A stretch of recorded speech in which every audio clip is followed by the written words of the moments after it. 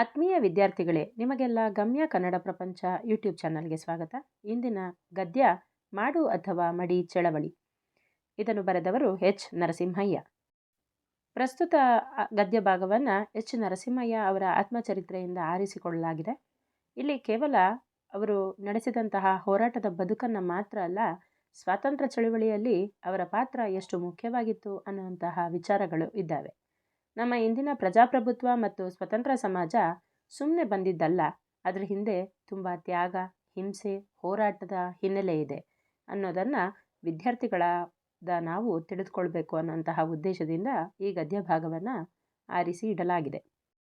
ಮೊದಲಿಗೆ ವೈಯಕ್ತಿಕ ಸತ್ಯಾಗ್ರಹ 1940 ಅಂತ ಕೊಡ್ತಾರೆ. 1937ರಲ್ಲಿ ಇಡೀ ಪ್ರಪಂಚ ಎರಡನೇ ಮಹಾಯುದ್ಧವನ್ನು ನೋಡ್ತಾ ಇರುತ್ತೆ. ಮುಖ್ಯವಾಗಿ ಅದು ಬ್ರಿಟಿಷ್ ಮತ್ತು ಜರ್ಮನಿ ಮಧ್ಯೆ ಮೊದಲಾಗತ್ತೆ. ಬ್ರಿಟಿಷರು ಭಾರತೀಯರನ್ನ ಕೇಳ್ದೇ ಭಾರತ ದೇಶವನ್ನು ಯುದ್ಧದಲ್ಲಿ ತೊಡಗಿಸ್ಕೊಳ್ಬಿಡ್ತಾರೆ. ಬ್ರಿಟಿಷರ ಈ ಯುದ್ಧಕ್ಕೆ ಕಾಂಗ್ರೆಸ್ ಬೆಂಬಲ ಕೊಡೋದಕ್ಕೆ ರೆಡಿ ಇರಲಿಲ್ಲ. ಆದರೆ ಜರ್ಮನಿಯ ಫ್ಯಾಸಿಸ್ಟ್ ಶಕ್ತಿಗಳ ವಿರುದ್ಧ ಬ್ರಿಟಿಷರು ಯುದ್ಧ ಮಾಡ್ತಾ ಇದ್ದಿದ್ದರಿಂದ ಕಾಂಗ್ರೆಸ್ ಬ್ರಿಟಿಷರಿಗೆ ಹೆಚ್ಚು ತೊಂದರೆ ಕೊಡೋದಕ್ಕೆ ಇಚ್ಛೆ ಪಡಲಿಲ್ಲ. ಆದ್ದರಿಂದ ವೈಯಕ್ತಿಕ ಸತ್ಯಾಗ್ರಹವನ್ನು ಗಾಂಧೀಜಿಯವರು ಮೊದಲು 1940ರಲ್ಲಿ ಆರಂಭ ಮಾಡ್ತಾರೆ. ಬ್ರಿಟಿಷರ ಈ ಯುದ್ಧಕ್ಕೆ ಸಹಾಯ ಮಾಡಬಾರ್ದು ಅಂತ ಗಾಂಧೀಜಿ ಎಲ್ಲರಿಗೂ ಘೋಷಣೆಯನ್ನು ಮಾಡ್ತಾರೆ. ಪೌನಾರ್ ಆಶ್ರಮದಿಂದ 1940 ಅಕ್ಟೋಬರ್ 17ನೇ ತಾರೀಕಿನ ದಿವಸ ವಿನೋಬಾ ಭಾವೆ ಅವರಿಂದ ಈ ಸತ್ಯಾಗ್ರಹ ಆರಂಭ ಆಗುತ್ತೆ. ಅವರ ಮೇಲೆ ದಸ್ತಗಿರಿ ನಡೆಯುತ್ತೆ, ಅಂದರೆ ಅರೆಸ್ಟ್ ನಡೆಯುತ್ತೆ. ಎರಡನೇ ಸತ್ಯಾಗ್ರಹಿ ಜವಾಹರ್ಲಾಲ್ ನೆಹರು, ಇದು ಗಾಂಧೀಜಿಯವರಿಂದ ಆರಿಸಿದ ವ್ಯಕ್ತಿಗಳ ಸತ್ಯಾಗ್ರಹ ಆರಂಭ ಆಯಿತು. ಆದರೆ ಆಮೇಲೆ ಸಾವಿರಾರು ಜನ ಜೈಲಿಗೆ ಹೋದರು. ಈ ಸತ್ಯಾಗ್ರಹ 1941ನೇ ಇಸ್ವಿ ಕೊನೆ ತನಕ ಕೂಡ ನಡೀತು. ಹೀಗೆ ಭಾರತ ಬ್ರಿಟಿಷರಿಂದ ಸ್ವಾತಂತ್ರ್ಯ ಪಡೆಯೋದಕ್ಕೆ ಹಲವಾರು ಹೋರಾಟಗಳನ್ನ ನಡೆಸಿತು. ಅಂತಿಮ ಹೋರಾಟ ಕೊನೆಗೆ ಗಾಂಧೀಜಿ ರೋಸಿ ಹೋಗಿ ಸಂಪೂರ್ಣ ಸ್ವಾತಂತ್ರ್ಯ ಬೇಕೇ ಬೇಕು, ಡೂ ಆರ್ ಡೈ ಅನ್ನುವಂತಹ ಕೊನೆಯ ಚಳವಳಿಯನ್ನು, ಅಂದರೆ ಮಾಡು ಅಥವಾ ಮಡಿ ಅನ್ನುವಂತಹ ಚಳವಳಿನ ನಡೆಸಲೇಬೇಕಂತ ನಿರ್ಧಾರ ಮಾಡಿಬಿಟ್ರು. ಕಾಂಗ್ರೆಸ್ ಕಾರ್ಯಕಾರಿ ಸಮಿತಿ ಬೊಂಬಾಯಿಯಲ್ಲಿ 1947 ಆಗಸ್ಟ್ 7-8ನೇ ತಾರೀಕಿನ ದಿವಸ ಎಲ್ಲರೂ ಸೇರಿಕೊಂಡು ಬ್ರಿಟಿಷರೇ ಭಾರತ ಬಿಟ್ಟು ತೊಲಗಿ, ಕ್ವಿಟ್ ಇಂಡಿಯಾ ಅನ್ನುವಂತಹ ಒಂದು ಹೇಳಿಕೆಯನ್ನು ಹೇಳ್ಕೊಳ್ತಾ ಚಳವಳಿಯನ್ನು ನಡೆಸೋದಕ್ಕೆ ನಿರ್ಧರಿಸ್ತಾರೆ. ಅದೇ ದಿನಗಳಲ್ಲಿ ಆ ನಿರ್ಣಯವನ್ನು ಅಖಿಲ ಭಾರತ ಕಾಂಗ್ರೆಸ್ ಸಮಿತಿ ಕೂಡ ಅನುಮೋದಿಸುತ್ತೆ, ಅಂದರೆ ಒಪ್ಪಿಗೆನ ಸೂಚಿಸುತ್ತೆ. ಈ ಕೊನೆ ಚಳವಳಿಯನ್ನು ಮೊದಲು ಮಾಡೋದಕ್ಕಿಂತ ಮುಂಚೆ ಗಾಂಧೀಜಿಯವರು ಒಂದು ಸಲ ಈ ವಿಷಯನ ವೈಸ್ರಾಯ್ ಅವರಿಗೆ ಪತ್ರ ಬರೆದು ತಿಳಿಸ್ಬೇಕು ಅಂತ ಹೇಳಿ ಅಂದ್ಕೊಳ್ತಾರೆ. ಅವಶ್ಯಕತೆ ಬಿದ್ದರೆ ಅವರನ್ನು ಎರಡನೇ ಸಲ ಹೋಗಿ ಭೇಟಿ ಮಾಡಬೇಕು ಅಂತಲೂ ಕೂಡ ಕಾಂಗ್ರೆಸ್ ತೀರ್ಮಾನ ಮಾಡಿರುತ್ತೆ. ಸಂಧಾನದ ಬಾಗಿಲು ತೆರೆದೇ ಇತ್ತು. ಇದನ್ನು ಬಹಿರಂಗವಾಗಿ ಗಾಂಧೀಜಿ ಹೇಳಿದರು.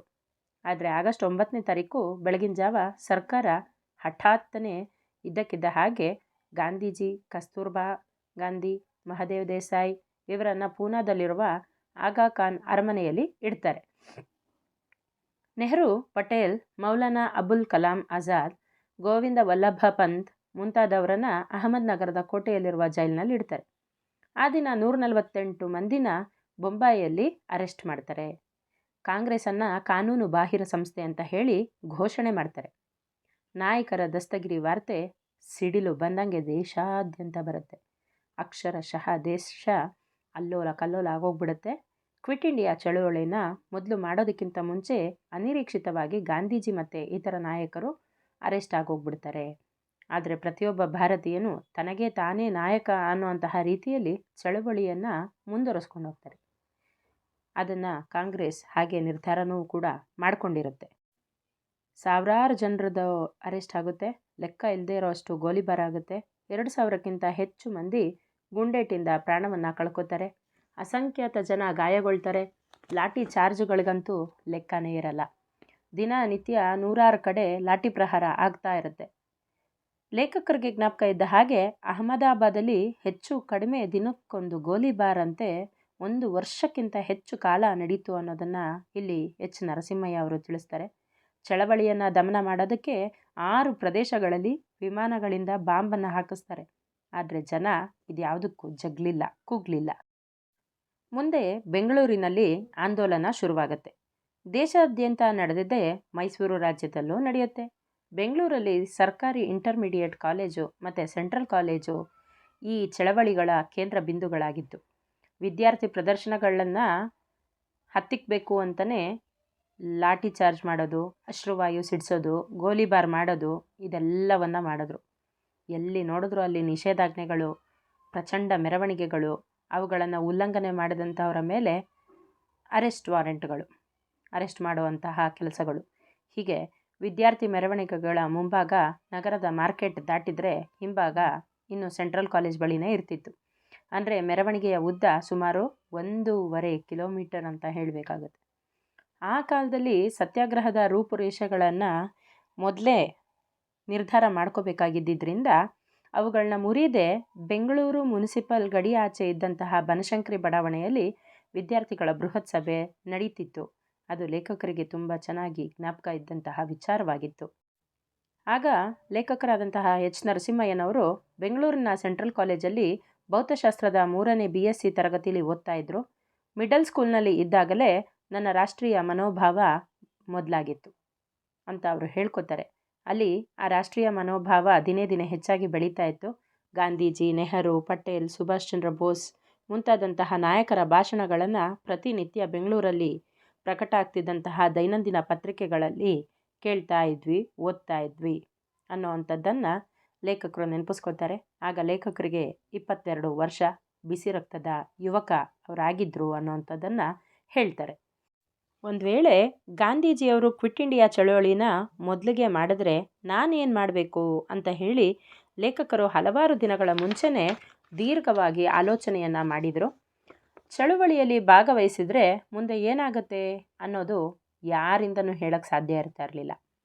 ಅವರ ಶಿಕ್ಷಣ ಅಲ್ಲಿಗೆ ಮುಗ್ದೋಗ್ಬಿಟ್ಟಿದ್ರೂ ಅಲ್ಲಿ ಏನೂ ಆಶ್ಚರ್ಯ ಇರ್ತಾ ಇರಲಿಲ್ಲ. ಮೊದಲೇ ಹೇಳಿ ಕೇಳಿ ಬಡತನದ ಬೇಗೆಯಲ್ಲಿ ಬೆಂದು ಸ್ವಪ್ರಯತ್ನದಿಂದ ಹಲವಾರು ಕಷ್ಟಗಳನ್ನ ದಾಟ್ಕೊಂಡು ಇನ್ನೇನು 6-7 ತಿಂಗಳಲ್ಲಿ ಡಿಗ್ರಿ ಪಡೆಯುವಂತಹ ಕೊನೇ ಹಂತದಲ್ಲಿದ್ದೀನಿ.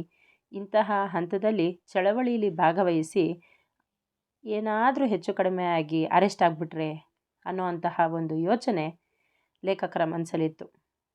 ಕೊನೆಗೂ ತನ್ನ ಭವಿಷ್ಯ ಏನಾದರಾಗಲಿ ದೇಶದ ಸ್ವಾತಂತ್ರ್ಯ ಸಂಗ್ರಾಮದಲ್ಲಿ ಭಾಗವಹಿಸೋದು ಒಳ್ಳೆಯದು ಅನ್ನುವಂಥದ್ದು ಅವರ ನಿರ್ಧಾರಕ್ಕೆ ಬಂದಂಥ ವಿಚಾರ ಆಗಿತ್ತು. ಹೀಗೆ ಮನಸ್ಸು ಮಾಡಲೋ ಬೇಡವೋ ಅನ್ನುವಂತಹ ಅಡ್ಡಗೋಡೆ ಮೇಲೆ ದೀಪ ಇಟ್ಟ ಹಾಗೆ ಇತ್ತು. ಕೆಲವು ರಾತ್ರಿ ನಿದ್ದೆ ಕೆಟ್ಟಿದ್ದು ಆಯಿತು. ದೀರ್ಘವಾದ ಚಿಂತನೆ ಆದಮೇಲೆ ಕೊನೆಗೆ ಏನೇ ಆಗಲಿ ಚಳುವಳಿಯಲ್ಲಿ ಭಾಗವಹಿಸಲೇಬೇಕು ಅಂತ ಹೇಳಿ ಲೇಖಕರು ತೀರ್ಮಾನವನ್ನು ಮಾಡ್ಕೋತಾರೆ. ಆಗಸ್ಟ್ 5-6 ತಾರೀಕುಗಳ ಸುಮಾರಿಗೆ ತರಗತಿಯ ಸ್ನೇಹಿತರಿಗೆ ಲೇಖಕರು ಅವರ ನಿರ್ಧಾರವನ್ನು ತಿಳಿಸಿ ಆಗಸ್ಟ್ 9ನೇ ತಾರೀಕಿಂದ ಕಾಲೇಜಿಗೆ ಬರಲ್ಲ ಅಂತ ಹೇಳಿಬಿಡ್ತಾರೆ. ಅವ್ರು ಯಾರೂ ಕೂಡ ಲೇಖಕರ ನಿಲುವನ್ನು ಸಮರ್ಥಿಸಲಿಲ್ಲ. ಆದರೆ ಲೇಖಕರು ಮಾತ್ರ ಆಗಸ್ಟ್ 9ರಿಂದ ಕಾಲೇಜ್ಗೆ ಹೋಗಲಿಲ್ಲ. ಲೇಖಕರ ಮೇಲಾದಂತಹ ದಸ್ತಗಿರಿ. ಲೇಖಕರು ವಿಶ್ವೇಶ್ವರಪುರದಲ್ಲಿದ್ದಂತಹ ಶ್ರೀರಾಮಕೃಷ್ಣ ಸ್ಟೂಡೆಂಟ್ಸ್ ಹೋಮ್ ಅನ್ನೋಂತಹ ಉಚಿತವಾದಂತಹ ವಿದ್ಯಾರ್ಥಿ ನಿಲಯದಲ್ಲಿದ್ದರು. ಆಗಸ್ಟ್ 17-18ರ ಸಮೀಪ ಒಂದಿನ ಬೆಳಗ್ಗೆ ಸುಮಾರು 8:30 ಗಂಟೆಗೆ ವಿಶ್ವೇಶ್ವರಪುರದಲ್ಲಿ ಸಜ್ಜನರಾವ್ ಚೌಕದಲ್ಲಿ ಅದೇ ದಿನ ಸಂಜೆ ಬಹಿರಂಗ ಸಭೆ ಏರ್ಪಾಟಾಗಿರುತ್ತೆ. ಅಲ್ಲಿ ಆರ್ಯ ಸಮಾಜದಲ್ಲಿದ್ದಂತಹ ಲೇಖಕರ ಸ್ನೇಹಿತರೊಂದಿಗೆ ಮಾತಾಡಿಕೊಂಡು ಪುನಃ ಸ್ಟೂಡೆಂಟ್ಸ್ ಹೋಮ್ಗೆ ಸೈಕಲ್ ಮೇಲೆ ವಾಪಸ್ ಬರ್ತಾಯಿದ್ರು. ಅಷ್ಟೊತ್ತಿಗೆ ಸರಿಯಾಗಿ ಒಂದು ಪೊಲೀಸ್ ವ್ಯಾನು ಸಜ್ಜನರಾವ್ ಚೌಕದಲ್ಲಿ ಬಂದು ಲೇಖಕರನ್ನು ಅಡ್ಡ ಹಾಕತ್ತೆ. ಲೇಖಕರು ಸೈಕಲಿಂದ ಕೆಳಗಿಳಿತಾರೆ. ವ್ಯಾನ್ನಿಂದ ಪೊಲೀಸ್ ಇನ್ಸ್ಪೆಕ್ಟರ್ ಬಂದ್ಬಿಟ್ಟು ಲೇಖಕರನ್ನ ಉದ್ದೇಶಿಸಿ, ನೀನು ಕಾನೂನು ಬಾಹಿರ ಚಟುವಟಿಕೆಗಳಲ್ಲಿ ಭಾಗವಹಿಸ್ತಿದ್ಯಾ ಅಂತ ಗೊತ್ತಾಯಿತು, ಹಾಗೆಲ್ಲ ಮಾಡಬೇಡ, ಹುಷಾರಾಗಿರು ಅಂತ ಹೇಳಿ ಒಂದು ಎಚ್ಚರಿಕೆಯನ್ನು ಕೊಡ್ತಾರೆ. ಸ್ವಾತಂತ್ರ್ಯ ಚಳುವಳಿಲಿ ಭಾಗಿಯಾಗಲೇಬೇಕು ಅನ್ನೋವಂಥದ್ದು ಲೇಖಕರ ದಿಟ್ಟವಾದಂತಹ ನಿರ್ಧಾರ ಆಗಿತ್ತು. ಜೊತೆಗೆ ಅವರಲ್ಲಿ ಆ ಉತ್ಸಾಹ ಕೂಡ ಇತ್ತು. ಇವುಗಳ ಹಿನ್ನೆಲೆಯಲ್ಲಿ ನಿಮ್ಮ ಕೆಲಸ ನೀವು ಮಾಡಿ, ನನ್ನ ಕೆಲಸ ನಾನು ಮಾಡ್ತೀನಿ ಅಂತ ಹೇಳಿ ಲೇಖಕರು ಹೊರಡ್ತಾರೆ. ಓಹೋ, ನನಗೆ ನೀನು ನನ್ನ ಕೆಲಸ ನಾನು ಮಾಡು, ನಿನ್ನ ಕೆಲಸ ನೀನು ಮಾಡು ಅಂತ ಹೇಳ್ತೀನೋ, ಹತ್ತು ವ್ಯಾನು ಅಂತ ಹೇಳ್ತಾರೆ. ಅಂತ ಹೇಳಿ ಲೇಖಕರ ಸೈಕಲನ್ನು ಪಕ್ಕದಲ್ಲಿ ನಿಂತಿದ್ದಂತಹ ಒಬ್ಬ ಸ್ನೇಹಿತಂಗೆ ಕೊಟ್ಟು ಸ್ಟೂಡೆಂಟ್ ಹೋಮಲ್ಲಿದ್ದಂತಹ ಸೈಕಲ್ ಮಾಲೀಕಂಗೆ ಕೊಡುವಂತೆ ಲೇಖಕರು ಹೇಳ್ತಾರೆ. ವ್ಯಾನ್ನಲ್ಲಿ ಕುಳಿತುಕೋತಾರೆ. ಯಾವ ಕ್ಲಾಸ್ ಓದ್ತಿದ್ಯಾ ನೀನು ಅಂತ ಪೊಲೀಸ್ ಕೇಳ್ತಾರೆ. 3ನೇ BSc ಆನರ್ಸ್ ಓದ್ತಾ ಇದ್ದೀನಿ ಸರ್ ಅಂತ ಹೇಳ್ತಾರೆ ಲೇಖಕರು. ವಿಶ್ವೇಶ್ವರಪುರದಲ್ಲಿರುವ ರಾಮಕೃಷ್ಣ ಸ್ಟೂಡೆಂಟ್ಸ್ ಹೋಮಲ್ಲಿ ಉಚಿತ ಊಟ ವಸತಿ ಇದೆ ಅಂತಲೂ ಕೂಡ ಇನ್ಫಾರ್ಮೇಷನ್ನ ಕೊಡ್ತಾರೆ. ಓದೋದು ಬಿಟ್ಟು ಬಿಟ್ಟಿ ಊಟ ಮಾಡಿಕೊಂಡು ಇದೇನಾ ನೀನು ಮಾಡೋದು, ಎಷ್ಟೋ ಕೊಬ್ಬು ನಿನಗೆ ಅಂತ ಹೇಳಿ ಪೊಲೀಸ್ ಬೈತಾರೆ. ಯಾರ ಹತ್ರ ಮಾತಾಡಬೇಕು, ಹೇಗೆ ಮಾತಾಡಬೇಕು ಅಂತ ಗೊತ್ತಾಗಲ್ಲ ನಿನಗೆ ಅಂತ ಹೇಳಿ ಪೊಲೀಸು ನರಸಿಂಹಯ್ಯನವರ ಮೇಲೆ ಗುಡುಕ್ತಾರೆ. ನಾನು ಇನ್ನೇನು ಹೇಳಲಿ, ನಾನು ಹೇಳಿದ್ರಲ್ಲಿ ತಪ್ಪಿಲ್ಲ ಅಂತ ನಾನು ತಿಳ್ಕೊಂಡು ನನ್ನ ಪಾಡಿಗೆ ನಾನು ಸುಮ್ಮನಿದ್ದೆ ಅಂತ ಲೇಖಕರು ಹೇಳ್ತಾರೆ. ಒಂದೆರಡು ನಿಮಿಷ ಆದಮೇಲೆ, ನೀನು ಬಡವನಾಗ ಕಾಣಿಸ್ತೀಯಾ, ಹೋಗ್ಲಿ, ಇನ್ಮೇಲೆ ಇಂಥ ಚಟುವಟಿಕೆಗಳಲ್ಲಿ ಭಾಗವಹಿಸಲ್ಲ ಅಂತ ಹೇಳಿ ಪತ್ರನ ಬರೆದುಕೊಡು, ಇಲ್ಲೇ ಬಿಟ್ಬಿಡ್ತೀನಿ ಅಂತ ಸ್ವಲ್ಪ ಸಮಾಧಾನವಾಗಿ ಪೊಲೀಸ್ ಹೇಳ್ತಾರೆ. ಒಂದು ಆಪ್ಷನ್ನ ಕೊಡ್ತಾರೆ. ಅದಕ್ಕೆ ಲೇಖಕರು ಅದೆಲ್ಲ ಆಗೋದಿಲ್ಲ ಅಂತ ಹೇಳಿಬಿಡ್ತಾರೆ. ಸರಿ ಬಿಡು, ನನಗೇನು, ಈಗಿನ ಕಾರ್ಪೊರೇಷನ್ ಕಚೇರಿಗೆ ಸಮೀಪ ಇರುವಂತಹ ಅಲ್ಸೂರು ಗೇಟು ಪೊಲೀಸ್ ಸ್ಟೇಷನ್ಗೆ ಕರ್ಕೊಂಡು ಹೋಗ್ತೀನಿ ಅಂತ ಹೇಳಿ ಕರ್ಕೊಂಡು ಹೋಗ್ತಾರೆ. ಕ್ಷಮಾಪಣಾ ಪತ್ರ ಬರೆದು ಕೊಟ್ಟರೆ ಬಿಡುಗಡೆ ಮಾಡ್ತೀವಿ ಅಂತ ಪೊಲೀಸ್ ಅಧಿಕಾರಿಗಳು ಕೂಡ ಲೇಖಕರಿಗೆ ಹೇಳ್ತಾರೆ. ಆದರೆ ಲೇಖಕರು ಅದನ್ನೆಲ್ಲ ನಿರಾಕರಿಸ್ತಾರೆ. ಆಮೇಲೆ ಲೇಖಕರ ಹೆಸರು, ತರಗತಿ, ವಿಳಾಸ ಮುಂತಾದ ವಿವರಣೆಗಳನ್ನೆಲ್ಲ ಶೇಖರಿಸ್ಕೊಂಡ್ಮೇಲೆ ಅದೇ ವ್ಯಾನಲ್ಲಿ ಸೆಂಟ್ರಲ್ ಜೈಲಿಗೆ ಕರ್ಕೊಂಡೋಗಿ ಬಿಡ್ತಾರೆ. ಮುಂದೆ ಲೇಖಕರು ಹೇಳ್ತಾರೆ, ಲೇಖಕರನ್ನು ಪೊಲೀಸರು ಅರೆಸ್ಟ್ ಮಾಡಿದಾಗಲೂ ಕೂಡ, ಸೆಂಟ್ರಲ್ ಜೈಲಿಗೆ ಒಬ್ಬನನ್ನೇ ಕರ್ಕೊಂಡು ಹೋದಾಗಲೂ ಕೂಡ ಲೇಖಕರಿಗೆ ಯಾವುದೇ ಭಯ ಆಗಲಿಲ್ವಂತೆ. ಯಾಕಂದರೆ ಅವರು ಎಲ್ಲದಕ್ಕೂ ದೃಢ ಮನಸ್ಸಿನಿಂದ ಸಿದ್ಧರಾಗಿದ್ದರು ಅನ್ನೋಂತಹ ವಿಚಾರವನ್ನು ತಿಳಿಸ್ತಾರೆ. ಬೆಳಗ್ಗೆ ಸುಮಾರು 9:30 ಗಂಟೆ ಇರ್ಬೋದು.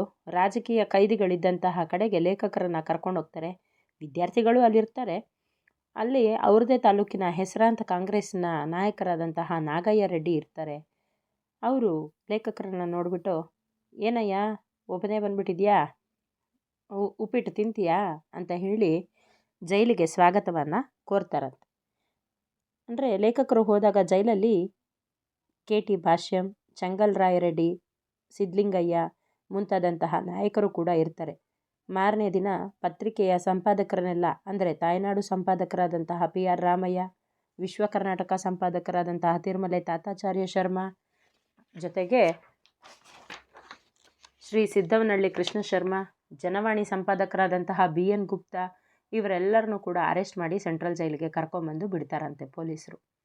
ವಿದ್ಯಾರ್ಥಿಗಳನ್ನ ಕಾಂಗ್ರೆಸ್ನವರ ಜೊತೆಯಲ್ಲಿಡೋದು ಸೂಕ್ತ ಅಲ್ಲ ಅಂತ ತಿಳಿದ್ಬಿಟ್ಟು ಒಂದು 25 ಜನ ವಿದ್ಯಾರ್ಥಿಗಳನ್ನು ಆನೇಕಲ್ ಸಮೀಪದಲ್ಲಿರುವಂತಹ ಅತ್ತಿಬೆಲೆ ಅನ್ನುವಂತಹ ಊರಿನ ಛತ್ರಕ್ಕೆ ಸಾಗಿಸ್ಬಿಡ್ತಾರೆ. ಅಲ್ಲಿ ಊಟ ವಸತಿಗಳಿಗೆ ಅನುಕೂಲ ಇರಲಿಲ್ಲ. ಅದರಿಂದ ಲೇಖಕರು ಮತ್ತು ಆ ವಿದ್ಯಾರ್ಥಿಗಳನ್ನು ಅಲ್ಲಿಂದ ಸಾಗಿಸಿ ಪಕ್ಕದ ಜೈಲಲ್ಲಿ ಇಡಬೇಕು ಅಂತ ಹೇಳಿ ಅನ್ಕೋತಾರೆ. ಅದನ್ನೆಲ್ಲ ಇವರು ಕೇಳಿಸ್ಕೋತಾರೆ. ಅಧಿಕಾರಿಗಳು ಒಪ್ಪಲಿಲ್ಲ. 2 ದಿನ ಉಪವಾಸ ಮಾಡಿದ್ಮೇಲೆ ನಮ್ಮನ್ನೆಲ್ಲ ಪುನಃ ಸೆಂಟ್ರಲ್ ಜೈಲಿಗೆ ರವಾನೆ ಮಾಡಿದ್ರು. ಜೊತೆಗೆ 70-80 ಮಂದಿ ವಿದ್ಯಾರ್ಥಿಗಳು ಸೆಂಟ್ರಲ್ ಜೈಲಿಗೆ ಹೊಸದಾಗಿ ಬಂದಿದ್ದರು ಅನ್ನುವಂತಹ ವಿಚಾರವನ್ನು ಲೇಖಕರಲ್ಲಿ ತಿಳಿಸ್ತಾರೆ. ಇನ್ನು ಮೈಸೂರು ಜೈಲಲ್ಲಿ ಅವರ ಅನುಭವ ಹೇಗಿತ್ತು ಅನ್ನೋದನ್ನು ಹೇಳ್ತಾರೆ. ಸುಮಾರು 15-20 ಮಂದಿ ಒಂದೊಂದು ವಿಶಾಲವಾದ ಹಾಲಲ್ಲಿ ವಾಸ ಮಾಡ್ತಿದ್ರು. ಮಲಗೋದಕ್ಕೆ ಸುಮಾರು 1 ಅಡಿ ಎತ್ತರ, 7 ಅಡಿ ಉದ್ದ ಮತ್ತು 3 ಅಡಿ ಅಗಲದ ಜಗಲಿ ಇತ್ತು. ಅದರ ಮೇಲೆ ಹಾಸಿಗೆ. ಊಟ ಆದಮೇಲೆ ರಾತ್ರಿ 9 ಗಂಟೆಗೆ ಬೀಗ ಹಾಕ್ತಾಯಿದ್ರು. ಪ್ರತಿನಿತ್ಯ ರಾತ್ರಿ ಜನಗಣತಿ ಮಾಡಿ ಎಲ್ಲರೂ ಅಲ್ಲೇ ಇದ್ದಾರೆ ಅಂತ ಹೇಳಿ ಖಾತ್ರಿ ಮಾಡ್ಕೊಳ್ತಾ ಇದ್ರು ಜೈಲಧಿಕಾರಿಗಳು. ಜೈಲಲ್ಲಿಯೇ ಆಯುಷ್ಕರ್ಮ ಶಾಲೆ, ಕೈದಿಗಳಿಗೆ ಅದರ ಸೇವೆ ಉಚಿತವಾಗಿ ಮಾಡ್ತಾಯಿದ್ರು. ಮುಂಜಾನೆ 5-5:15 ಗಂಟೆಗೆ ಏಳೋದು, ಪ್ರಾರ್ಥನೆ ಮಾಡೋದು, ಉಪಹಾರ ತಿನ್ನೋದು, ಅಧ್ಯಯನ ನಡೆಸೋದು, ಮಧ್ಯಾಹ್ನ ಊಟ, ಆಮೇಲೆ ವಿಶ್ರಾಂತಿ, ಪುನಃ ಅಧ್ಯಯನ, ಟೀ, ಸಂಜೆ ಆಟ, ದೇಶಭಕ್ತಿ ಗೀತೆಗಳ ಗಾಯನ, ಹೀಗೆ ಅಲ್ಲಿಯದ್ದೇ ಒಂದು ದಿನಚರಿ ಇತ್ತು.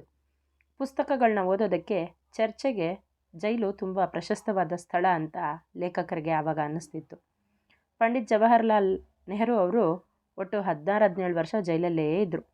ಅದೇ ಕಾಲವನ್ನು ಅವರು ಅಧ್ಯಯನಕ್ಕೆ ಬರೆಯೋದಕ್ಕೆ ಉಪಯೋಗಿಸಿದ್ರಿಂದನೇ the Glimpses of World History ಮತ್ತು ಅವರ ಆತ್ಮಕಥೆ ಮುಂತಾದಂತಹ ಅಮೂಲ್ಯ ಗ್ರಂಥಗಳು ನಮಗೆ ಇವತ್ತು ಓದೋದಕ್ಕೆ ಸಿಗೋದಕ್ಕಾಯಿತು ಅಂತ ಲೇಖಕರು ನೆನೀತಾರೆ. ಇಲ್ಲಿ ಒಂದಿನ ಮೈಸೂರು ಕೋರ್ಟಲ್ಲಿ ಹಲವಾರು ವಿದ್ಯಾರ್ಥಿಗಳ ವಿಚಾರಣೆ ಇದ್ದಿತ್ತು. ಅದನ್ನು ಮುಗಿಸ್ಕೊಂಡು ಸಂಜೆ ಅವರು ಜೈಲಿನ ಹೊರಬಾಗಿಲಿಗೆ ವ್ಯಾನಲ್ಲಿ ಬಂದು ಇಳಿತಾರೆ. ಅವರಿಗೂ ಮತ್ತು ಜೈಲಧಿಕಾರಿಗಳಿಗೂ ಯಾವುದೋ ಒಂದು ವಿಷಯದಲ್ಲಿ ತೀವ್ರವಾದಂತಹ ಭಿನ್ನಾಭಿಪ್ರಾಯ ಬಂದಿರುತ್ತೆ. ನಾವು ಜೈಲೊಳಗಡೆನೆ ಬರೋದಿಲ್ಲ ಅಂತ ಹೇಳಿ ಒಂದು 300 ಜನ ವಿದ್ಯಾರ್ಥಿಗಳು ಜೈಲು ಬಾಗಿಲಿಂದ ಆಚೆಗೆ ಸತ್ಯಾಗ್ರಹ ನಡೆಸ್ತಾ ಇದ್ರು ಅನ್ನೋಂತಹ ವಿಚಾರ ಲೇಖಕರ ಕಡೆಗೆ ಬರುತ್ತೆ. ಅವರೆಲ್ಲ ನಾವು ಊಟ ಮಾಡೋದಿಲ್ಲ ಅಂತ ಹೇಳಿ ಕೂತಿರ್ತಾರೆ.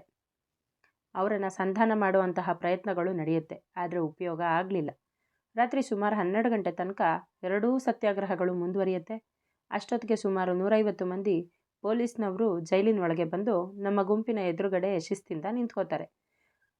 ಲೇಖಕರಿಗೆ ಆವಾಗ ಕುರುಕ್ಷೇತ್ರದ ಪಾಂಡವ ಕೌರವರ ಯುದ್ಧ ಜ್ಞಾಪಕಕ್ಕೆ ಬಂತು ಅನ್ನೋವಂಥದ್ದನ್ನು ಇಲ್ಲಿ ತಿಳಿಸ್ತಾರೆ.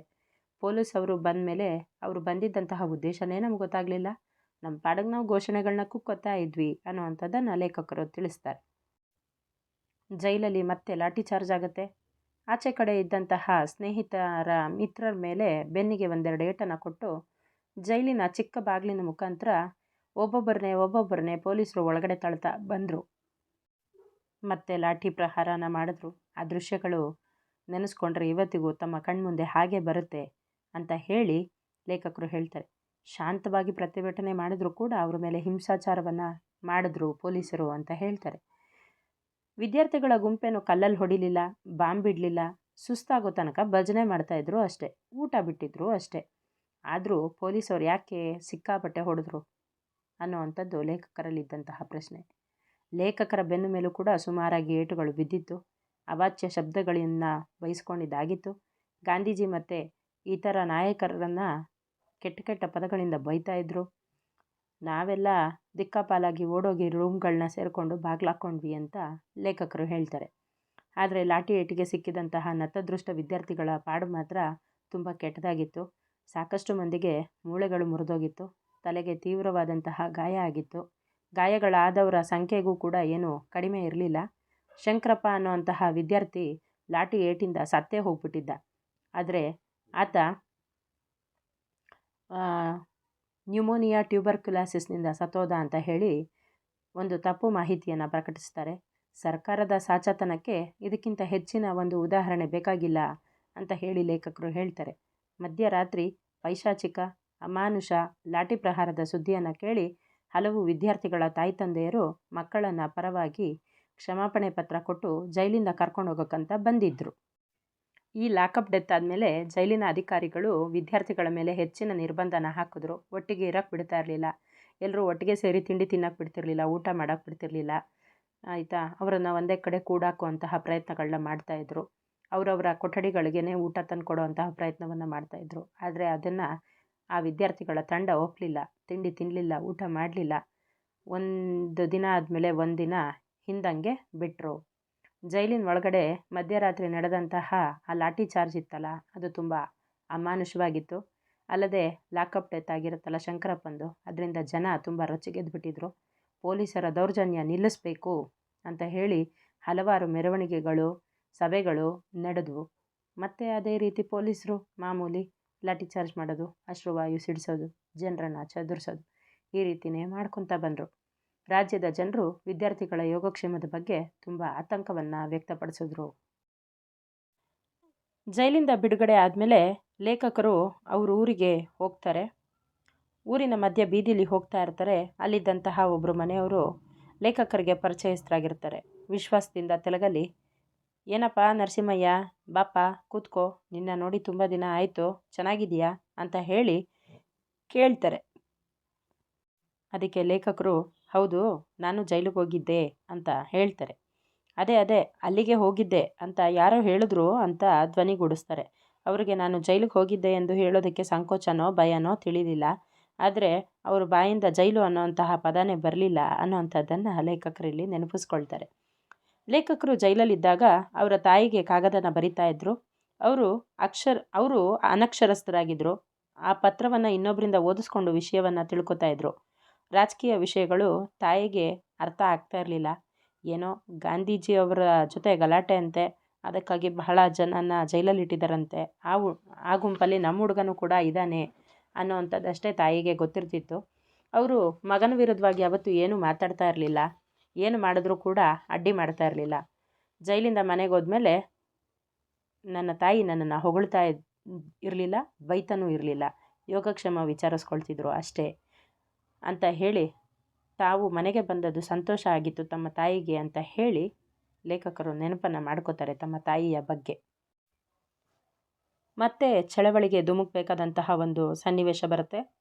1943 ಫೆಬ್ರವರಿ 9ನೇ ತಾರೀಕಿನ ದಿವಸ ಗಾಂಧೀಜಿಯವರು 21 ದಿವಸ ಕಾಲ ಪೂನಾದಲ್ಲಿದ್ದಂತಹ ಆಗಾ ಖಾನ್ ಅರಮನೆಯಲ್ಲಿ ಉಪವಾಸವನ್ನು ಶುರು ಮಾಡ್ತಾರೆ. ಸರ್ಕಾರದ ದುರ್ವರ್ತನೆಯನ್ನು ಖಂಡಿಸ್ತಾರೆ. ಗಾಂಧೀಜಿಯವರ ನಿಲುವನ್ನು ಸಮರ್ಥಿಸೋದಕ್ಕೋಸ್ಕರ, ಸಹಾನುಭೂತಿ ತೋರಿಸೋದಕ್ಕೋಸ್ಕರ ದೇಶದಾದ್ಯಂತ ಸತ್ಯಾಗ್ರಹದ 2ನೇ ಅಲೆ ಆರಂಭ ಆಗುತ್ತೆ. ಅಜ್ಞಾತವಾಸದಲ್ಲಿದ್ದಂತಹ ನಾಯಕರೆಲ್ಲ ಸತ್ಯಾಗ್ರಹಿಗಳ ತಂಡವನ್ನು ಪೂನಾಕ್ಕೆ ಕಳಿಸ್ತಾರೆ. ಅಲ್ಲಿ ಜಾರಿಯಲ್ಲಿದ್ದಂತಹ 5ಕ್ಕಿಂತ ಹೆಚ್ಚು ಮಂದಿ ಸೇರಬಾರ್ದು ಅನ್ನುವಂತಹ ಸೆಕ್ಷನ್ 144 ಮುರಿಬೇಕು ಅಂತ ಹೇಳಿ ಪಣ ತೊಡ್ತಾರೆ. ರಾಷ್ಟ್ರ ಮಟ್ಟದಲ್ಲಿ ಅಜ್ಞಾತವಾಸದಲ್ಲಿದ್ದಂತಹ ನಾಯಕರಲ್ಲಿ ಜಯಪ್ರಕಾಶ್ ನಾರಾಯಣ್ ಅವರು ತುಂಬ ಪ್ರಮುಖರು. ಅವರನ್ನು ಬಿಹಾರ್ ಪ್ರಾಂತದ ಹಜಾರಿಬಾಗ್ ಜೈಲಲ್ಲಿ ಇಟ್ಟಿರ್ತಾರೆ. ಆ ಜೈಲಿನ ಅಗಾಧವಾದಂತಹ ಗೋಡೆಯನ್ನು ಹತ್ತಿ ಅಲ್ಲಿಂದ ಇಳಿದು ಧುಮುಕಿ ತಪ್ಪಿಸ್ಕೊಂಡು ಹೋಗಿ ಭೂಗತ ಆಗ್ಬಿಟ್ಟಿರ್ತಾರೆ. ಅವರು ಇರುವಂತಹ ಸುಳಿವನ್ನು ಕೊಟ್ಟವ್ರಿಗೆ 10,000 ರೂಪಾಯಿ ಬಹುಮಾನ ಆಗಿನ ಕಾಲದಲ್ಲೇ ಘೋಷಣೆ ಮಾಡಿರುತ್ತೆ ಸರ್ಕಾರ. ನಾನು ಒಂದ್ಸಲ ಜೈಲಿಗೆ ಹೋಗಿ ಬಂದರೂ ಕೂಡ ಸ್ವಾತಂತ್ರ್ಯ ಸಂಗ್ರಾಮದಲ್ಲಿ ಭಾಗವಹಿಸುವಂತಹ ಬದ್ಧತೆ, ಉತ್ಸಾಹ ಇನ್ನೂ ನನಗೆ ಹೋಗಿರಲಿಲ್ಲ. ಪೂನಾಕ್ಕೆ ಹೋಗಬೇಕು ಅಂತ ಹೇಳಿ ನಿಶ್ಚಯಿಸ್ಕೊಂಡಿದ್ದೆ ಅಂತ ಹೇಳಿ ಲೇಖಕರು ಹೇಳ್ತಾರೆ. ಅದಕ್ಕಾಗಿ ಲೇಖಕರು ಬೆಂಗಳೂರಲ್ಲೇ ಭೂಗತರಾಗಿದ್ದಂತಹ ವೆಂಕಟರಾಮಯ್ಯನವರನ್ನು ಸಂಪರ್ಕಿಸ್ತಾರೆ. ಪೂನಾಕ್ಕೆ ಬರಲು ಒಪ್ಪಿದಂತಹ 6 ವಿದ್ಯಾರ್ಥಿಗಳನ್ನ ಹುಡುಕ್ತಾರೆ. ನಾಯಕರಿಂದ ಪೂನಾಗೆ ಹೋಗಿ ಬರುವ ರೈಲಿನ ಪ್ರಯಾಣದ ಖರ್ಚನ್ನು ಪಡ್ಕೊಳ್ತಾರೆ. ಪೂನಾಗೆ ಹೋಗೋ ದಿನ ಬೆಳಗಿನ ಜಾವ ಸುಮಾರು 4 ಗಂಟೆಗೆ ಬಸವನಗುಡಿ ಬಸವಣ್ಣನ ದೇವಸ್ಥಾನದ ರಸ್ತೆಯಲ್ಲಿದ್ದಂತಹ ನಮ್ಮ ಸಂಸ್ಥೆಗಳಿಗೆ ತುಂಬ ಸಮೀಪದಲ್ಲಿ ರಾಘವನ್ ಅಂತ ಒಬ್ಬ ವ್ಯಕ್ತಿ ಇರ್ತಾರೆ. ಅವರ ಮನೆ ಒಳಗೆ ಹೋಗಿ ಒಳಗಿದ್ದವ್ರನ್ನ ಕೂಗಿದ್ರು. ಅವರ ತಾಯಿ ಹೊರಗೆ ಬರ್ತಾರೆ. ಲೇಖಕರು ಅಷ್ಟೊತ್ತಲ್ಲಿ ಬಂದದ್ದನ್ನು ನೋಡಿ ಆಶ್ಚರ್ಯ ಪಡ್ತಾರೆ. ಬೆಳಗ್ಗೆ 7 ಗಂಟೆಗೆ ರೈಲಲ್ಲಿ ಪೂನಾಗೆ ಹೋಗುವ ಉದ್ದೇಶ ತಿಳಿಸ್ದೆ. ಅಯ್ಯೋ ಏನಪ್ಪ, ಮೊನ್ನೆ ತಾನೇ ಜೈಲಿಂದ ಬಂದಿದೆಯಾ, ಪುನಃ ದೂರದ ಜೈಲಿಗೆ ಹೋಗಬೇಕು ಅನ್ಕೋತಿದೆಯಲ್ಲ, ನಿನಗೇನು ಭಯ ಆಗ್ತಿಲ್ವಾ ಅಂತ ಹೇಳಿ ಆತಂಕದಿಂದ ಕೇಳ್ತಾರೆ. ಆದರೆ ಲೇಖಕರು, ಇಲ್ಲಮ್ಮ, ನಾನು ಹೋಗಲೇಬೇಕು, ಅದರಿಂದ ಕಸ್ತೂರಿ ನರಸಿಂಹನ್ಗೆ ಪರೀಕ್ಷೆ ಸಮಯದಲ್ಲಿ ಅನನುಕೂಲ ಆಗುತ್ತೆ, ಕರ್ತವ್ಯ ಲೋಪ ಮಾಡ್ತಿದ್ದೇನಂತ ಮನಸ್ಸಿಗೆ ನೋವಾಗುತ್ತೆ ಅಂತ ಹೇಳಿದೆ. ಅಯ್ಯೋ ಪರವಾಗಿಲ್ಲ, ನೀವೆಲ್ಲವನ್ನು ಬಿಟ್ಟು ಪುನಃ ಜೈಲಿಗೆ ಹೋಗ್ತಿರೋದು ದೊಡ್ಡ ಕೆಲಸ, ನಮ್ಮ ಮಕ್ಕಳು ಹೇಗಾದರೂ ಓದ್ಕೊಳ್ತಾರೆ, ಹೋಗ್ಬಿಟ್ಟು ಬನ್ನಿ, ಒಳ್ಳೆಯದಾಗಲಿ ಅಂತ ಹೇಳಿ ಕಳಿಸ್ತಾರೆ. ಇನ್ನೊಂದು ಪಾಠದ ಮನೆ ಶಂಕರಪುರದಲ್ಲಿದ್ದಂತಹ ಡಾಕ್ಟರ್ ಸಿ ನಾರಾಯಣ ರಾವ್ ಅವ್ರದ್ದಾಗಿರುತ್ತೆ. ಅವ್ರಿಗೆ ಒಬ್ಬ ಮಗಳು ಮತ್ತು ಮಗನಿಗೆ ಪಾಠ ಹೇಳ್ತಾಯಿದ್ರು. ಅವರು ಹೈಸ್ಕೂಲು ಕಾಲೇಜಲ್ಲಿ ಓದ್ತಾಯಿದ್ರು. ಅವ್ರ ಮನೆಗೂ ಹೋಗಿ ಲೇಖಕರು ವಿದಾಯ ಹೇಳಿ ಬೆಳಗಿನ ಜಾವ ಪೂನಾ ರೈಲು ಕಡೆ ಹೊರಡ್ತಾರೆ. ಪೂನಾದಲ್ಲಿ ಇಳಿದು ಜನ ಇರುವಂತಹ ರಸ್ತೆಯಲ್ಲಿ ಗಾಂಧೀಜಿಯವರನ್ನು ಬಿಡುಗಡೆ ಮಾಡಿ ಸರ್ಕಾರಕ್ಕೆ ಧಿಕ್ಕಾರ ಇರಲಿ ಅಂತ ಇಂಗ್ಲೀಷಲ್ಲಿ ಬರೆದಂತಹ ನಿಶಾನೆಗಳನ್ನ ಹಿಡಿದು ಮೆರವಣಿಗೆಯನ್ನು ಹೊರಡ್ತಾರೆ. ಕೆಲವೊಂದಷ್ಟು ದೂರ ಸಾಗೋದ್ರೊಳಗೆ ಪೊಲೀಸ್ ವ್ಯಾನ್ ಬರುತ್ತೆ. ಇನ್ಸ್ಪೆಕ್ಟ್ರು ಆ್ಯಸ್ ಯೂಶುವಲ್ ಅರೆಸ್ಟನ್ನು ಮಾಡ್ತಾರೆ, ವ್ಯಾನಲ್ಲಿ ಕೂರಿಸ್ಕೋತಾರೆ. ನಾವು ಬಂದಿದ್ದ ಕೆಲಸ ಆಯಿತು ಅಂತ ಹೇಳಿ ಕರ್ಕೊಂಡು ಹೋಗ್ತಾರೆ. ಸೊ ಲೇಖಕರು ಇಲ್ಲಿ 144 ಸೆಕ್ಷನನ್ನು ಉಲ್ಲಂಘಿಸ್ಬೇಕು ಅಂದ್ಕೊಂಡಿದ್ರು, ಉಲ್ಲಂಘಿಸಿದ್ರು, ಅದಕ್ಕೆ ಅರೆಸ್ಟ್ ಆಯಿತು. ವ್ಯಾನಲ್ಲಿ ನಾವು ಸಂತೋಷದಿಂದ ಮಾತಾಡ್ಕೋತಾ ಇದ್ವಿ. ನೀವು ಕನ್ನಡ ಮಂದಿನ, ಎಲ್ಲಿಂದ ಬಂದಿದ್ದೀರಿ ಅಂತ ಇನ್ಸ್ಪೆಕ್ಟ್ರು ಕೇಳಿದ್ರು. ಅವರು ಧಾರವಾಡದವರಂತೆ ಅಂತ ಹೇಳಿ ಲೇಖಕರಿಗೆ ಆಮೇಲೆ ತಿಳಿಯುತ್ತೆ. ಬೆಂಗಳೂರಿಂದ ಬಂದಿದ್ದೇವೆ, ನಾವೆಲ್ಲ ವಿದ್ಯಾರ್ಥಿಗಳು ಅಂತ ಹೇಳ್ತಾರೆ. ಮತ್ತೆ ಆ ಪೊಲೀಸ್ ಕೂಡ ಹೇಳ್ತಾರೆ, ಕ್ಷಮಾಪಣೆ ಪತ್ರ ಕೊಡಿ, ನಿಮ್ಮನ್ನೆಲ್ಲ ಬಿಟ್ಬಿಡ್ತೀವಿ ಅಂತ ಹೇಳಿದ್ರು. ಆದರೆ ಲೇಖಕರ ಗುಂಪು ಸಾಧ್ಯ ಇಲ್ಲ ಅಂತ ಹೇಳಿ ಜೈಲಿಗೆ ಹೋದರು. ಎಲ್ಲಿಗೆ ಹೋದರು? ಯರವಾಡ ಜೈಲಿಗೆ ಹೋಗ್ತಾರೆ. ಸ್ವಲ್ಪ ಹೊತ್ತಿನ ಮೇಲೆ ಲೇಖಕರ ವ್ಯಾನು ಒಂದು ದೊಡ್ಡ ಕಟ್ಟಡದ ಮುಂಭಾಗದಲ್ಲಿ ಬಂದು ನಿಲ್ಲುತ್ತೆ. ಅದು ಯರವಾಡ ಸೆಂಟ್ರಲ್ ಪ್ರಿಸನ್ ಎಂಬುದಾಗಿ ಬರೆದಿರುತ್ತೆ. ಅದನ್ನು ಓದಿ ಲೇಖಕರ ತಂಡಕ್ಕೆ ಸಂತೋಷ ಆಗುತ್ತೆ. ಒಂದು ವಿಧದಲ್ಲಿ ಗಾಂಧೀಜಿಯವರ 2ನೇ ಮನೆ ಈ ಯರವಾಡ ಜೈಲು ಅಂತ ಹೇಳ್ಬೋದು. ಸಾಕಷ್ಟು ಸಲ ಕಾರಾಗೃಹ ವಾಸವನ್ನು ಗಾಂಧೀಜಿಯವರು ಅಲ್ಲೇ ನಡೆಸಿದರು. ಅದು ಇಂಡಿಯಾದ ಅತ್ಯಂತ ದೊಡ್ಡದಾದಂತಹ ಜೈಲಾಗಿರುತ್ತೆ. 3,000 ಮಂದಿ ಅಲ್ಲಿರೋದಕ್ಕೆ ಅವಕಾಶ ಇರುತ್ತೆ. ಪೂನಾಗೆ ಬೇರೆ ಬೇರೆ ಭಾಗಗಳಿಂದ ತಂಡೋಪತಂಡಗಳು ಈ ನಿಷೇಧಾಜ್ಞೆಗಳನ್ನು ಮೀರಿ ಮುರಿದು ಬಂದು ಜೈಲನ್ನು ಸೇರ್ತಾಯಿದ್ರು ಅನ್ನುವಂಥದ್ದನ್ನು ಲೇಖಕರು ತಿಳಿಸ್ತಾರೆ. ಆಗ ಬೊಂಬೈ ಪಟ್ಟಣದ ಮೇಯರ್ ಆಗಿದ್ದಂತಹ ಮೀನು ಮಸಾನಿ ಅವರು ಮೊದಲನೇ ತಂಡದಲ್ಲಿದ್ದಂತಹ 80 ಜನರನ್ನು ತುಂಬಿಸಿಟ್ಟಿರ್ತಾರೆ. ಲೇಖಕರು ಹೋಗೋಷ್ಟೊತ್ತಿಗೆ ಜೈಲು ತುಂಬ ಹೋಗ್ಬಿಟ್ಟಿರುತ್ತೆ. ಜೈಲಿನ ಹೊರಗಡೆ ಮೈದಾನದಲ್ಲಿ ಡೇರೆಗಳನ್ನ ಹಾಕಿ, ಟೆಂಟ್ಗಳನ್ನ ಹಾಕಿ ಪೊಲೀಸ್ ಪಹರೆಯಲ್ಲಿ ಅವರನ್ನೆಲ್ಲ ಕೂರಿಸ್ತಾರೆ. ಈ ಡೇರೆಗಳಲ್ಲಿ 1.5 ತಿಂಗಳು ಅಂಡರ್ ಟ್ರಯಲ್ಸ್ ಆಗಿ ಲೇಖಕರ ತಂಡ ಇರುತ್ತೆ. ಆಗ ಮಾಮೂಲಿ ಉಡುಪನ್ನು ಹಾಕ್ಬೋದಾಗಿತ್ತು. ಜೈಲಿಗೆ ಹೋದಂತಹ ಹೊಸ್ತರಲ್ಲಿ ಕ್ಷೌರ ಮಾಡ್ಕೊಳ್ಳೋದಕ್ಕೆ ಕೂತ್ಕೋತಾರೆ. ಅವನು ಕೊಟ್ಟಂತಹ ಮಸಕಾದಂತಹ ಕನ್ನಡಿಯ ಸಹಾಯದಿಂದ ಲೇಖಕರು ತಮ್ಮ ಮುಖ ಹೇಗಿದೆ ಅನ್ನುವಂಥದ್ದನ್ನು ನೋಡ್ಕೊಳ್ತಾರೆ. ಗಿಂಡಿಯಲ್ಲಿ ನೀರಿತ್ತು ಸುಮ್ಮನೆ ಕೂತಿರ್ತಾರೆ. ಕ್ಯಾ ದೇಖ್ತಾ ಹೇ, ಪಾನಿ ಲಗಾ ಹೇ ಅನ್ನುವಂತಹ ಆತನ ಆಜ್ಞೆಯನ್ನು ಪಾಲಿಸಿ ಲೇಖಕರು ಅವರ ಗಡ್ಡವನ್ನು ಅವರೇ ಒದ್ದೆ ಮಾಡ್ಕೋತಾರೆ ಅನ್ನೋವಂಥದ್ದನ್ನ ಹೇಳ್ತಾರೆ. ಸೋಪ್ ಎಲ್ಲಿದೆ ಅಂತ ಕೇಳ್ತಾರೆ. ಸೋಪನ್ನೆಲ್ಲ ಯಾರು ನಿಮ್ಮ ಅಪ್ಪ ತಂದು ಕೊಡ್ತಾರಾ, ಇದು ನಿಮ್ಮ ಅಪ್ಪನ ಮನೆ ಅಲ್ಲ ಅಂತ ಹೇಳಿ ಆತನ ಕೈಯಿಂದ ಬೈಸ್ಕೊಳ್ತಾರೆ. ಹೀಗೆ ಅವರ ಒಂದು ಆಯುಷ್ಕರ್ಮವನ್ನು ಅವರೇ ಮಾಡಿಕೊಳ್ತಾರೆ. ಮೊಂಡು ಕತ್ತಿ ಪರಪರ ಕೆರೆಯೋದಕ್ಕೆ ಮಾಡಿದಂತಹ ಒಂದು ಕತ್ತಿ, ಆ ಕರ್ಮ ಮುಗಿಯೋ ಹೊತ್ತಿಗೆ ಲೇಖಕರ ಮುಖದ ಮೇಲಿದ್ದ ಮುಕ್ಕಾಲು ಪಾಲು ಕೂದಲೆಲ್ಲ ಹೋಗ್ಬಿಟ್ಟಿರುತ್ತೆ. ಅವುಗಳಲ್ಲಿ ಕೆಲವು ಬೇರು ಸಹಿತ ಹೋಗ್ಬಿಟ್ಟಿರುತ್ತೆ. ಅಲ್ಲಲ್ಲಿ ಕೆಲವು ಕೆಂಪು ಪಟ್ಟೆಗಳು ಕಾಣಿಸ್ಕೊಳ್ತಿರುತ್ತೆ. ಜೈಲಲ್ಲಿ ಇದೇ ನನ್ನ ಕೊನೆಯ ಆಯುಷ್ಕರ್ಮ ಅಂತ ಹೇಳಿ ಲೇಖಕರು ನಿರ್ಧರಿಸ್ಕೊಳ್ತಾರೆ. ಸುಮಾರು 1.5 ತಿಂಗಳಾದ ಮೇಲೆ ಜೈಲಲ್ಲೇ ಇದ್ದು ಕೋರ್ಟಿನ ನ್ಯಾಯಾಧೀಶರ ಮುಂದೆ ನಿಲ್ಲಿಸಿ ಅವರು ನಿಷೇಧಾಜ್ಞೆಯನ್ನು ಉಲ್ಲಂಘನೆ ಮಾಡಿದ್ದಂತಹದ್ದು ಯಾತಕ್ಕೆ ಅನ್ನೋಂಥದ್ದನ್ನು ಪೊಲೀಸರು ಓದಿ ತಿಳಿಸ್ತಾರೆ. ಅದನ್ನು ಎಲ್ಲರೂ ಇವರು ಒಪ್ಕೋತಾರೆ. ನಾವು ಕ್ಷಮಾಪಣೆ ಕೊಟ್ಟರೆ ಬಿಡುಗಡೆ ಮಾಡ್ತೇವೆ ಅಂತ ಹೇಳಿ ನ್ಯಾಯಾಧೀಶರು ಕೂಡ ಹೇಳಿರ್ತಾರಂತೆ. ಆದರೆ ಅವರು ನಾವು ಯಾವುದೇ ಕಾರಣಕ್ಕೂ ಕ್ಷಮಾಪಣೆ ಪತ್ರ ಕೊಡೋದಿಲ್ಲ ಅಂತ ಹೇಳಿದ್ದಕ್ಕೆ 3 ತಿಂಗಳ ಕಠಿಣ ಕಾರಾಗೃಹ ಶಿಕ್ಷೆಯನ್ನು ವಿಧಿಸಿದ್ರು ಅನ್ನೋಂಥದ್ದನ್ನು ಲೇಖಕರು ಹೇಳ್ತಾರೆ. ಯರವಾಡ ಜೈಲಲ್ಲಿ ಶಿಕ್ಷೆ ತುಂಬ ಕಷ್ಟವಾಗಿರುತ್ತೆ. ಅವರಿಗೆ ಜೈಲಿಗೆ ಹೋದ ತಕ್ಷಣ ಕೈದಿಗಳು ಹಾಕಿಕೊಳ್ಳುವಂತಹ ಬಟ್ಟೆಯನ್ನು ಕೊಡುತ್ತಾರೆ. ಜೊತೆಗೆ ಕೈದಿಯ ನಂಬರನ್ನು ಕೊಡುತ್ತಾರೆ. ಆ ಕೈದಿಯ ನಂಬರ್ನ ನೋಡಿದ್ರೆ ಅದಕ್ಕೆ ಒಂದು ಹೆಮ್ಮೆ ಅಂತ ಅನ್ನಿಸ್ತಿತ್ತು. ಸದಾ ಆ ನಂಬರ್ ಮೂಲಕನೇ ಕೈದಿಗಳನ್ನು ಗುರುತಿಸ್ತಾ ಇರ್ತಾರೆ. ಊಟ ಮಾಡೋದಕ್ಕೆ ಕಬ್ಬಿಣದ ಜರಡಿ ಹಾಗೆ ಇದ್ದಂತಹ ಒಂದು ತಟ್ಟೆ ಕೊಟ್ಟಿರ್ತಾರೆ. ಅಳೆಯುವ ಪಾವಿನಂತೆ ಒಂದು ಕಬ್ಬಿಣದ ಲೋಟ ಕೊಟ್ಟಿರ್ತಾರೆ. ಆ ಲೋಟವನ್ನು ನೀರು ಕುಡಿಯೋದ್ರಿಂದ ಮೊದಲು ಮಾಡಿ ಸ್ನಾನ ಮುಂತಾದ ಕೆಲಸಗಳಿಗೂ ಕೂಡ ಅದನ್ನೇ ಬಳಸ್ಕೋಬೇಕಾಗಿತ್ತು. ಊಟದ ತಟ್ಟೆ ಮೇಲೆ ಕಿಲುಬು ತೆಗೆಯೋದೇ ದಿನನಿತ್ಯದ ಕೆಲಸ ಆಗಿತ್ತು. ಊಟ ಅಂತೂ ಯಾವುದೇ ಕಾರಣಕ್ಕೂ ರುಚಿಯಾಗಿರ್ತಾ ಇರಲಿಲ್ಲ. ಸಾಮಾನ್ಯವಾಗಿ ಸಾಕಷ್ಟು ಕಲ್ಲುಗಳಿಂದ ಕೂಡಿದಂತಹ ಜೋಳದ ರೊಟ್ಟಿಯನ್ನು ಕೊಡ್ತಾಯಿದ್ರು ಅನ್ನೋವಂಥದ್ದನ್ನು ಹೇಳ್ತಾರೆ. ಹೀಗೆ ಬೆಳಗಿನ ಉಪಹಾರಕ್ಕೊಂದು, ಮಧ್ಯಾಹ್ನದ ಉಪಹಾರಕ್ಕೊಂದು ಅಂತಹ ಗಂಜಿಯನ್ನು ಎಲ್ಲೂ ಲೇಖಕರು ಕಂಡೇ ಇರಲಿಲ್ಲ, ಮೊದಲು ಕುಡ್ದೇ ಇರಲಿಲ್ಲ ಅನ್ನೋವಂಥದ್ದನ್ನು ನೆನಪಿಸ್ಕೊಳ್ತಾರೆ. 1-2 ದಿನ ನಮಗೆ ಗಂಜಿ ಬೇಡ ಅಂತ ಗಮ್ಮತ್ತಿಂದ ಲೇಖಕರು ಹೇಳಿದ್ರಂತೆ. ಆದರೆ ಹಸುವನ್ನು ತಡ್ಕೊಳ್ಳೋಕ್ಕಾಗದೆ ಮುಂದೆ ಗಂಜಿಯಲ್ಲೇ ಜೀವನ ನಡೆಸುವಂತಹ ಪರಿಸ್ಥಿತಿ ಅವರಿಗೆ ಅಲ್ಲಿ ಬರುತ್ತೆ ಅನ್ನೋಂಥದ್ದನ್ನ ಹೇಳ್ತಾರೆ. ಪ್ರತಿ ಭಾನುವಾರ ಸಂಜೆ ಊಟ ಅಂದರೆ ಜೋಳದ ರೊಟ್ಟಿಗೆ ಬದಲಾಗಿ ಒಂದು ಗೋಧಿ ಚಪಾತಿ, ಸಾಮಾನ್ಯ ಗಾತ್ರದ ಒಂದು ಬೆಲ್ಲದುಂಡೆ ಮತ್ತು ಚಿಕ್ಕ ಉದ್ದರಣೆಯಲ್ಲಿ ಹಿಡಿಸುವಷ್ಟು ಕಡಲೆಕಾಯಿ ಎಣ್ಣೆ. ಇದರಿಂದ ಲೇಖಕರ ಹಸಿವೇನು ಇಂಗ್ತಾ ಇರಲಿಲ್ಲ. ಆದರೆ ಬೆಲ್ಲದುಂಡೆಯನ್ನು ಹಂತ ಹಂತವಾಗಿ ತಿಂತ 2 ದಿನ ಜೋಪಾನವಾಗಿ ಕಾಪಾಡ್ಕೋತಿದ್ರು ಅನ್ನೋವಂಥದ್ದನ್ನು ಹೇಳ್ತಾರೆ. ಕೊನೆಗೆ ಪಾಲಿಗೆ ಬಂದಿದ್ದೆ ಪಂಚಾಮೃತ ಅಂತ ಹೇಳಿ ಜೈಲಲ್ಲಿ ಸಿಕ್ಕಿದ್ದನ್ನೇ ತಾವು ಪ್ರತಿದಿನ ಒಂದು ದೇವರ ಪ್ರಸಾದ ಅನ್ನುವಂಥ ರೀತಿಯಲ್ಲಿ ತಿಂತಾ ಇದ್ವಿ ಅನ್ನೋವಂಥದ್ದನ್ನು ಹೇಳ್ತಾರೆ. ಇನ್ನು ರಾಜಕೀಯ ಕೈದಿಗಳಲ್ಲೂ ಕೂಡ 3 ದರ್ಜೆ ಇರುತ್ತೆ. A class, B class, C class ಅಂತ ಹೇಳಿ 3 ದರ್ಜೆ ಇರ್ತಿತ್ತು. ಅದು ಅವರವರ ಅಂತಸ್ತಿನ ಮೇಲೆ ಡಿಪೆಂಡ್ ಆಗಿರ್ತಿತ್ತು. ಅಂದರೆ ಕೈದಿಗಳ ಅಂತಸ್ತಿನ ಮೇಲೆ ಡಿಪೆಂಡ್ ಆಗಿರ್ತಿತ್ತು ಅನ್ನೋವಂಥದ್ದನ್ನ ಹೇಳ್ತಾರೆ. ಸಿ ಕ್ಲಾಸ್ ಕೈದಿಗಳು ದಿನಕ್ಕೆ 8 ಗಂಟೆ ಕಾರ್ಪೆಂಟ್ರ್ ಕೆಲಸವನ್ನು ಮಾಡಬೇಕಿತ್ತು. ಬಟ್ಟೆ ಹೊಲಿಯೋ ಕೆಲಸನ ಮಾಡಬೇಕಾಗಿತ್ತು. ಅಥವಾ ಅವರು ಕೊಟ್ಟಿದ್ದ ಇನ್ಯಾವುದೇ ಕೆಲಸನಾದರೂ ಇಲ್ಲ ಅಂತ ಹೇಳದೆ ಮಾಡಬೇಕಾಗಿತ್ತು. ಹೀಗಾಗಿ ಲೇಖಕರು ಹೊಲಿಗೆ ಕೆಲಸ ಮಾಡೋದನ್ನು ಕಲ್ತ್ಕೋತಾರೆ. 40-50 ಮಂದಿ ಒಂದು ದೊಡ್ಡ ಹಾಲಲ್ಲಿ ವಾಸ ಮಾಡ್ತಿರ್ತಾರೆ. ಸಂಜೆ 6:30 ಹೊತ್ತಿಗೆ ಅವ್ರನ್ನೆಲ್ಲ ಒಳಗಾಕಿ ಬೀಗ ಹಾಕ್ತಿದ್ರಂತೆ. ಬೆಳಗ್ಗೆ ಸುಮಾರು ಅದೇ ಹೊತ್ತಿಗೆ ಬೀಗ ತೆಗಿತಿದ್ರು. ರಾತ್ರಿ ದಿನ ಅಟೆಂಡೆನ್ಸ್ ಕರಿತಾ ಇದ್ರಂತೆ. ದೀರ್ಘಾವಧಿ ಶಿಕ್ಷೆಯನ್ನು ಅನುಭವಿಸ್ತಿದ್ದಂತಹ ಕ್ರಿಮಿನಲ್ ಕೈದಿಗಳಿಗೆ ಜೈಲೇ ಮನೆ ಇದ್ದಂಗೆ ಅಂತ ಅನ್ನಿಸ್ತಿತ್ತಂತೆ. ಬಹಳ ವರ್ಷ ಅಲ್ಲಿ ವಾಸವನ್ನು ಮಾಡಿದ ಮೇಲೆ ಗಾಂಧಿ ಈ ಜನಗಳು ಇವತ್ತು ಬರ್ತಾರೆ, ನಾಳೆ ಹೋಗ್ತಾರೆ, ನಮ್ಮನ್ನು ಹಾಸ್ಯ ಮಾಡ್ತಿದ್ದಂತಹ ಜನರು ಅಲ್ಲಿ ತುಂಬ ಜನ ಇದ್ದರು ಅಂತ ಹೇಳ್ತಾರೆ.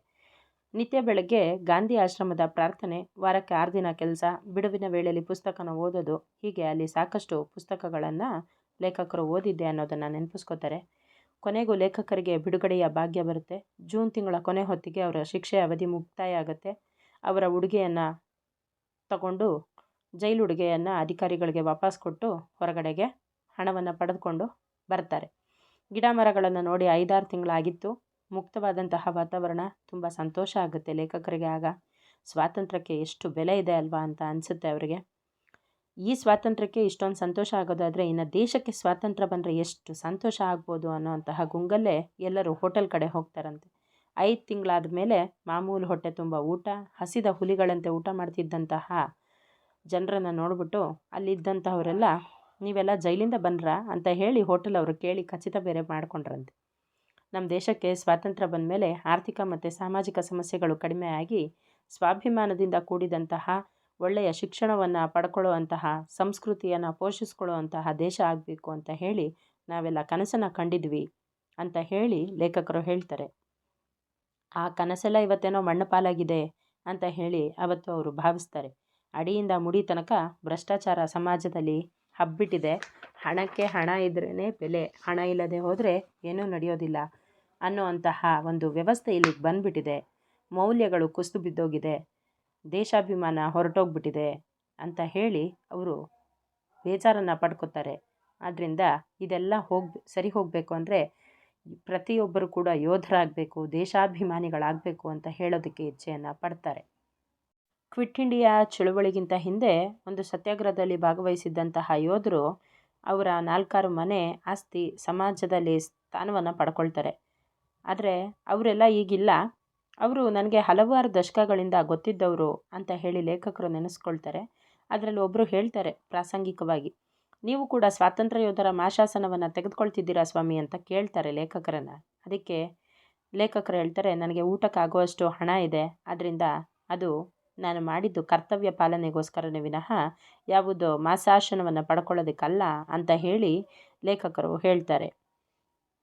ಜೊತೆಗೆ ಆ ಮಾಶಾಸನ ವ್ಯವಸ್ಥೆಯನ್ನು ಬಡವರಿಗೋಸ್ಕರ ಮಾಡಿದ್ದು, ಈ ರೀತಿ ಸ್ವಾತಂತ್ರ್ಯಕ್ಕೋಸ್ಕರ ಹೋರಾಟ ಮಾಡಿದವರೆಲ್ಲರೂ ತಗೊಳ್ಬೇಕು ಅಂತ ಅಲ್ಲ ಅಂತ ಹೇಳಿದ ತಕ್ಷಣ ಆ ವ್ಯಕ್ತಿಯ ಮುಖ ಪೆಚ್ಚಾಗುತ್ತೆ.